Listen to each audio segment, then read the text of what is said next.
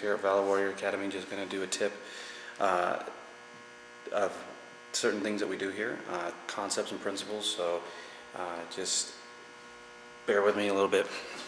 Okay, now the tip, last time we did this, last thing I put out was the roundhouse kick, which was the way we do it, which was step forward. You know, we step forward, turned our foot, and kick. Well, that's the reason why I really like that is, one, you're not on your toe, keeps you grounded. Two, that keeps the connection to the floor all the way up, which means you're going to have more power coming in behind it. Two, or I should say three, what's going to happen now is it also works with the motion. Every fight is in motion, whether you're being attacked, whether you're in a, you know, basically a consensual fight back and forth, which means you're actually saying, yeah, I'll fight you, you and me are going to fight. It doesn't matter. Any type of altercation at all is in motion. There's never a time where you're just kind of going. Now, and unfortunately, I've seen, you know, professional fighters, you know, these guys in MMA, the really good strikers, you know, you got people that are really good fighters, which are people like John Jones, Vito Belfort, Anderson Silva, George St. Pierre. A lot of them don't stay just within this range and go linear, okay? They move. Well, one of the things you want to do is, like, one of the things I was asked, I looked at, we were talking, I thought it was just a buddy of mine, and he would just put the topic out there on Facebook, and we were talking about it a little bit, was head kicks, okay? Head kicks are very controversial. People say they're not really good for street fighting, they're not good for fighting in general. You should stay low. Now, for me, I say if you can't kick high, don't try to, because if you try to, you're going to be off balance and you won't be very comfortable doing it, or you're going to injure yourself because of something bad happening.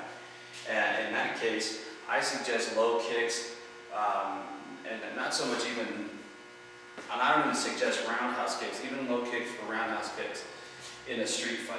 The reason why is because it's not a verified thing. I want a straight-on attack with a low kick.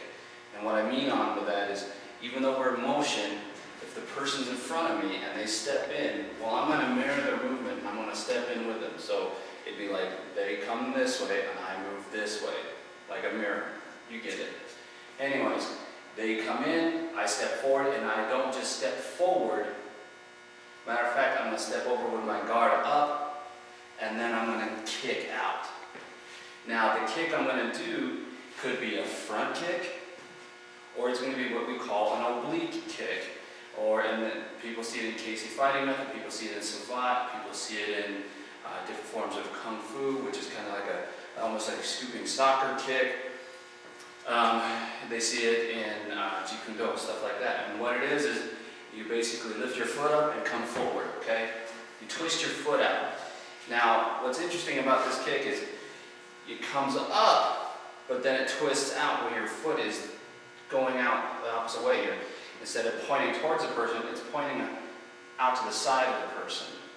And so I come here and then I push outward with it. So here, push. Now, for me, I don't like to just chamber it backward. To me, that wastes time. For me, it's I'm going to kick them and I'm going to put it where I needed to put it, which is right in front of the person, which would be here. That means I'm going to twist my foot back around. Thing is, I could do things. Boom, boom.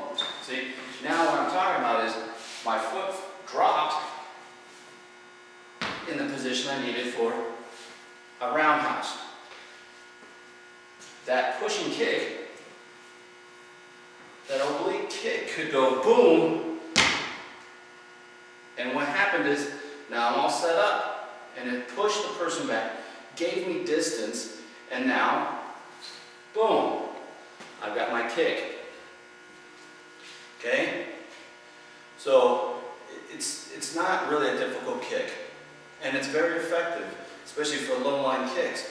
For just a low line kick, boom, because now you get pushed away or pushed downward depending on where you plant that knee, or plant the foot. You plant your foot on their knee, they're going to go downward, they're either going to fall backward, or you're going to collapse to the side, or something in that manner, and then you just go from there and follow up.